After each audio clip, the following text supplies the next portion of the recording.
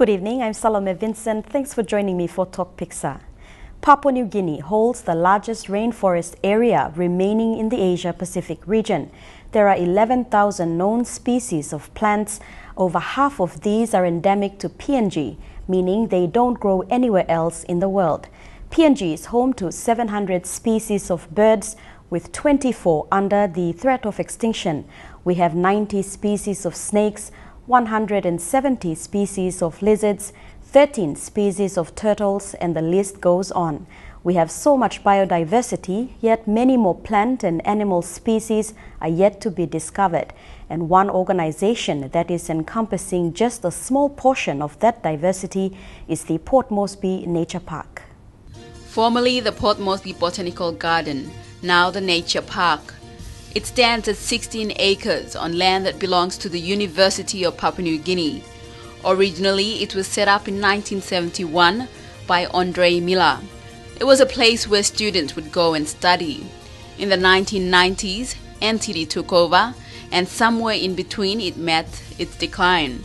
But now it's been given a new lease on life. I think the Nature Park, we have improved it a lot, much better than in the last 4 years. We got a new management in place led by Michelle and Brett. They were on a 1-year contract, but we have extended it for another year. And the result, you can see the place much cleaner. The plants are, growing much better. And other changes is coming on. I've just announced today the beginning of construction for a new office complex, together with a grand entrance to the park and cafeteria and other facilities that will cost over $1 million kina to build. It's a place where families or individuals can recuperate, especially after a long working week.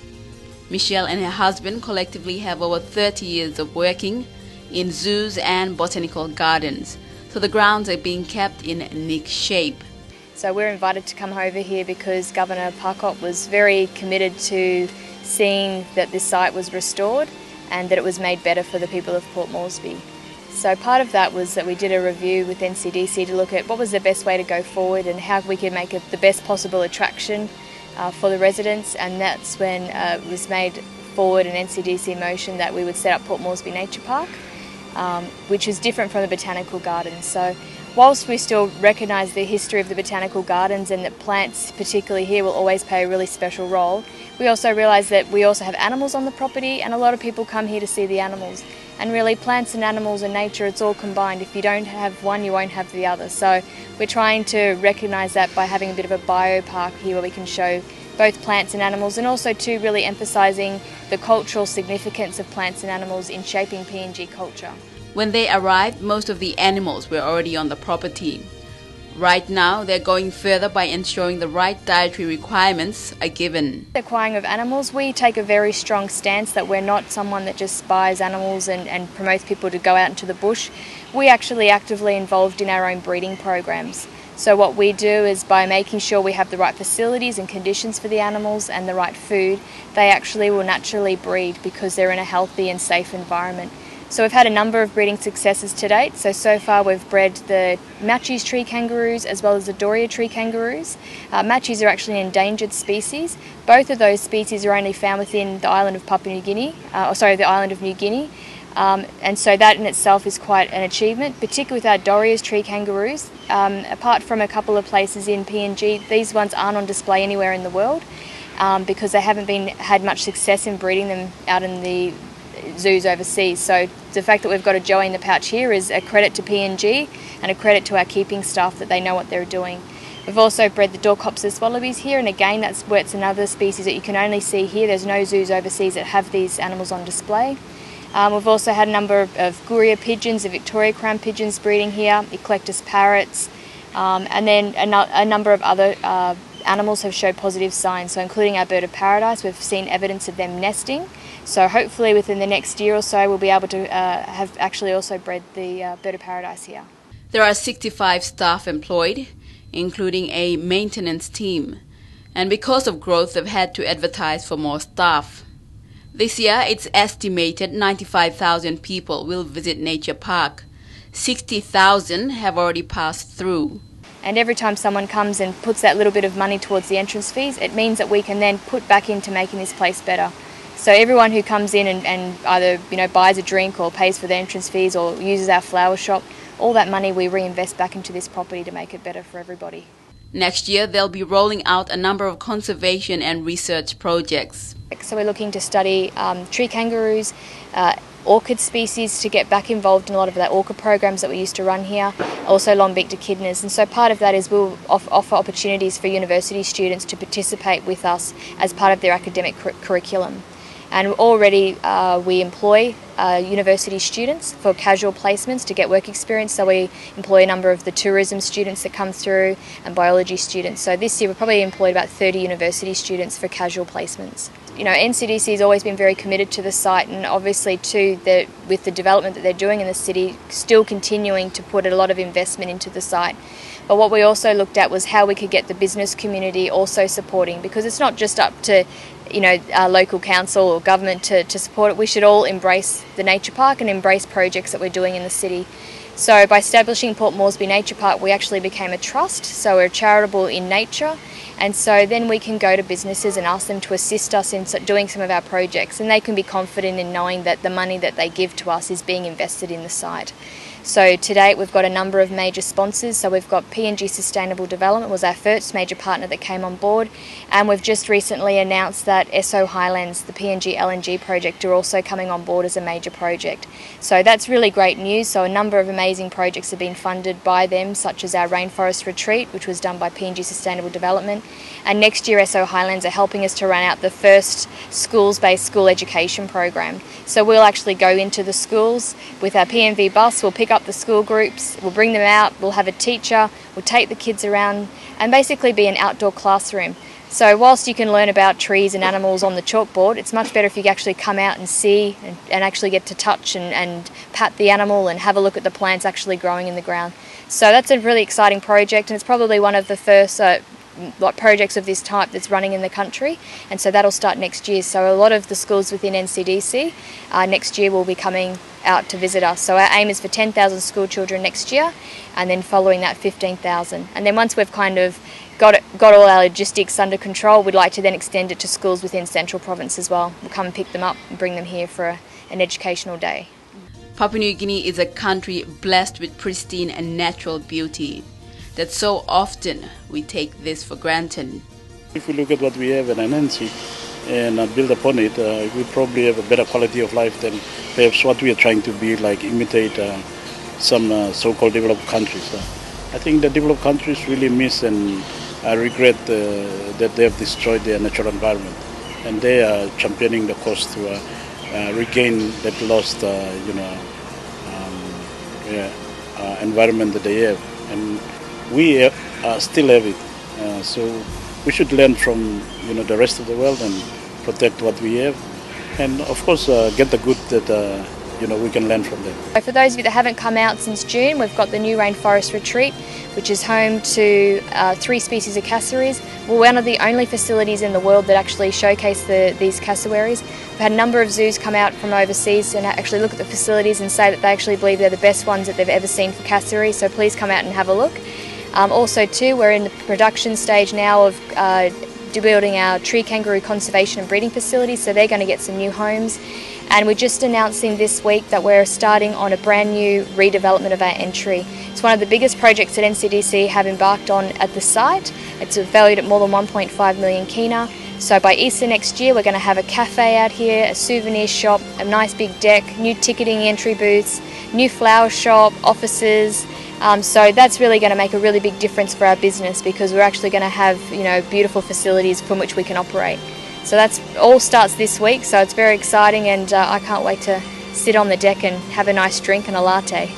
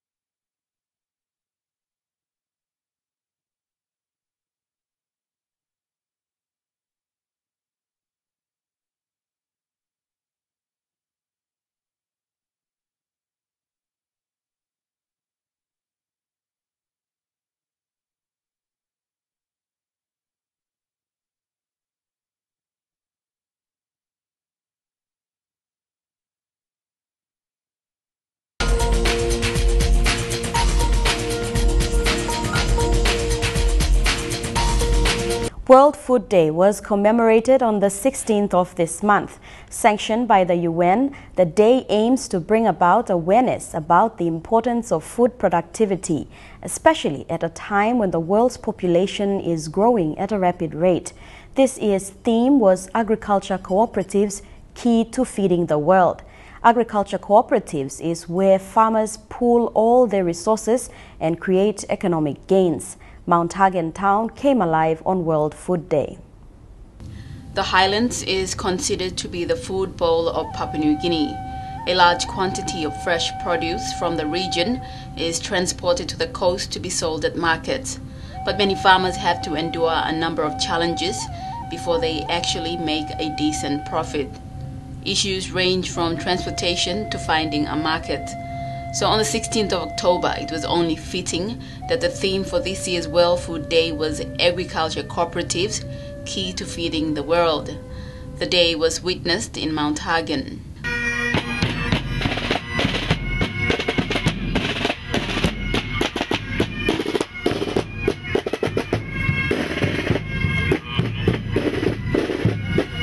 The United Nations believes cooperatives, when managed well, will solve the world's food crisis and create self-sustaining economies. PNG first got introduced to the concept of cooperatives in 1947 under the Australian administration. In the 1970s, it met its demise due to mismanagement. So that's a challenge for the new cooperative, is to make sure that we work in cooperatives, we're accountable to each other, and the benefit is shared.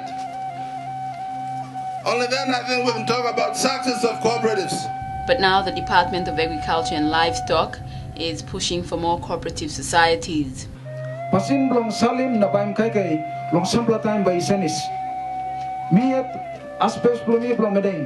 Na planet time milukim ogata kar long Highlands region I bring him kumo plandi kai goraun. Na olisa siram long on market wet long salim. Meeting all same. But you must senisim displakan pasin belum online all mama all papa all sampai yang pelapikin itu all segoran siram long market wet long salim something. But you must senisim me ask him all kata workman belum government inside long Department of Agriculture, Commerce and Industry, all kata provincial administrations. But you me go inside long organization man meri long forming or corporate society. Because me belum mereng but me talk osem. You belum Western Highlands. You use him corporate society long bring him kakek beli gorong long medeng or corporate society long medeng you must buy him long you na lare molin siram because in place belum all nol by salim long one belum wakabot belum mi go long New Island na mi go long Kevin market mi looking plenty fish through na meeting all nap salim all nogat na time mi go back long Port Moresby mi looking best level fish oli salim long tukina long Kevin market long Port Moresby oli salim long 10 kina. Tukina fish, long Kevin market, long plus plumit, long medeng, oli salim long 5 kina. Na meeting all same.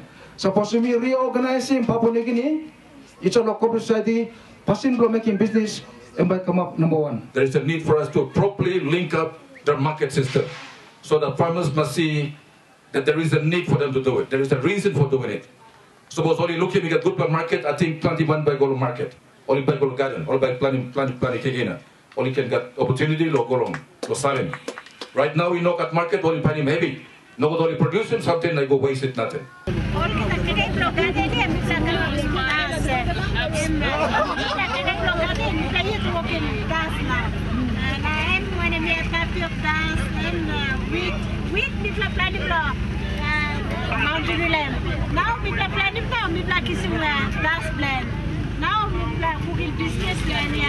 Biscuit blend and wheat biscuit das. Na banana das di la piscina. Okay, di la mungkin banana biscuit ya. Ini kam lo again. Sekarang das di la. Di la kam lo kembang. Mi bla slanim lo kembang best bulb onion, fresh, no fertilizer. This lamb, bulb onion, blow Mount William. I mean, no needing fertilizer, fresh produce law, Mount William Street. Best, I'm ready to export. World Food Day was also witnessed in Port Moresby at the Gordon's Market. Every day, most man, papa, mama, oka taran hatu, isa oka taman mi plalivlos la garin kaya. Most solo this lano mi pla promote most la garin kaya lo salim norman can combine display mo. Black soy man American kaya dis la kaya na helping body blow na only can come na buy this la kaya lo mi plalo market. So this la kaya when kaya na can help in body blow you na buy can stop good lo. La ground. La broccoli en Pablo Islands. The Fresh Produce Development Agencies provides technical advice to small farmers. They found that the marketing chain is a problem. The people find it very difficult to transport their produce from the highlands down to Leh and then ship it to here. It takes a long time to get here. They pay it out of their own pocket. They even pay to get the vegetables onto the ship, and then they fly over, pay their own fares across here to meet their produce. FPDA is looking at the setting up depots to assist to consolidate produce at one center before moving it down, and with the hope of having it in a cool chain to get it all the way down. But that's taking a long time. We also have a program that is funded by Asia, which is looking at the value chain, researching into the value chain in Central Province for all the farmers who are producing vegetable in the Central Province to look at that. Sites those are suitable for growing vegetables and fruits, and they have been selected through some study done by the project team. And it is basically based in Sogeri, Tapini and Rigo inland. And the crops that we are looking at are those that are of high demand in the Port Moresby markets. And because of the increase of population of the international community due to the LNG project, there is demand for most of the introduced veggies. So we looked at growing some of these crops, 6 key crops at these 3 sites. And when it is grown, we are also looking at the value chain system. That's from production all the way to the market, then how it goes to the consumer. So the project is actually looking at assisting farmers to transport their produce from where the farm gate onto the market.